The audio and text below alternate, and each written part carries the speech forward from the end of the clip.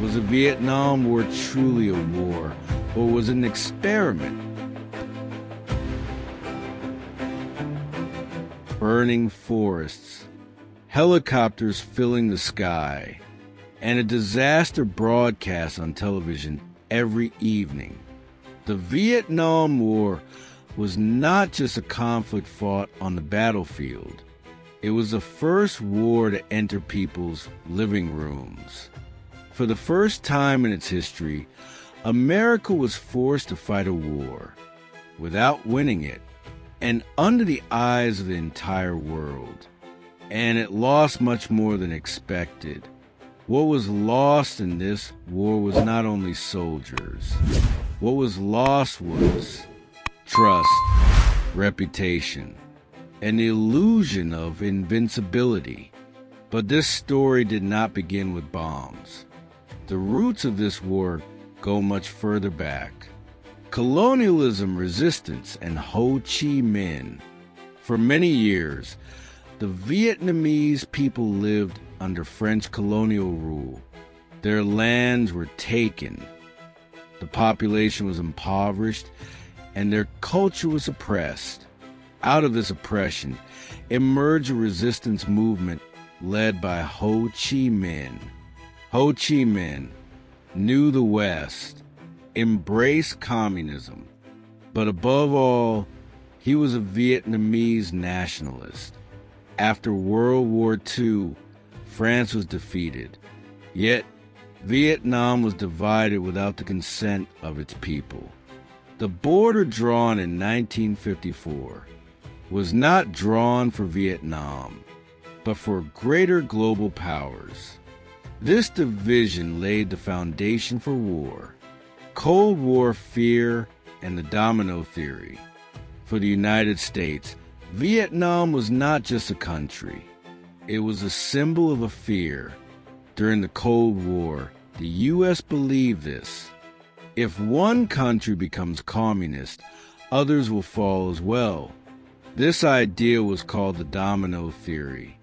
If Vietnam fell, Laos, Cambodia, Thailand would fall one by one into communism. This fear bound the U.S. even tighter to Vietnam. First came military advisors, then weapons, and finally, full-scale war. When America stepped into Vietnam, it also stepped into its own trap, the American war machine and strategic deadlock. The U.S. brought modern warfare to Vietnam. Massive bombardments, napalm bombs, Agent Orange, air superiority. But Vietnam was not a traditional front, an urban battlefield, or a war that could be mapped. Vietnam was a land of jungles. American soldiers could not see the enemy, did not know what they were defending, lived in fear every single day. Here, the war stopped being military and turned into psychological destruction. The war of attrition, Viet Cong in time. The Vietnamese did not seek to win the war. They only sought to endure it. The Viet Cong dug tunnel networks, lived among villagers, used time itself as a weapon, as the U.S. lost soldiers every day. Vietnam gained determination every day. In this war, technology did not win. Patience did, and that patience slowly exhausted the United States. The Tet Offensive, psychological destruction. In 1968, the Tet Offensive began. Militarily, the U.S. responded, but psychologically, it lost everything. For the first time, the American public saw clearly this war is not under control. The Tet Offensive marked the moment when America lost its belief in the war.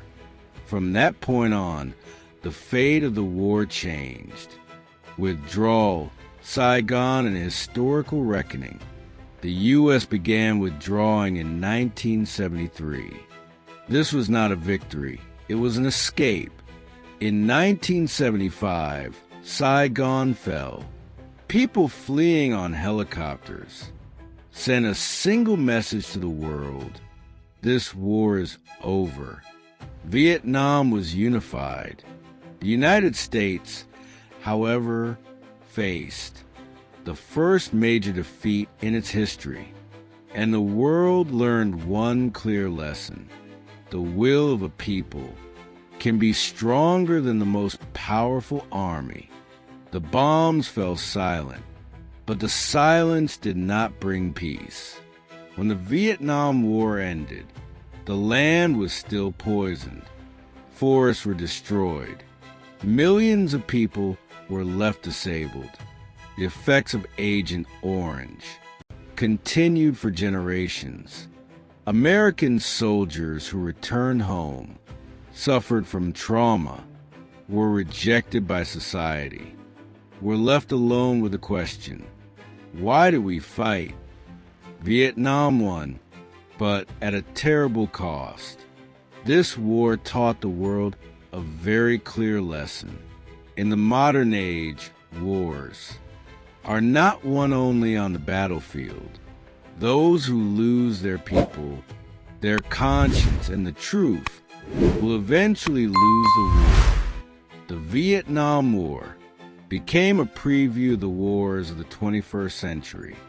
And even today, one question remains: who really won?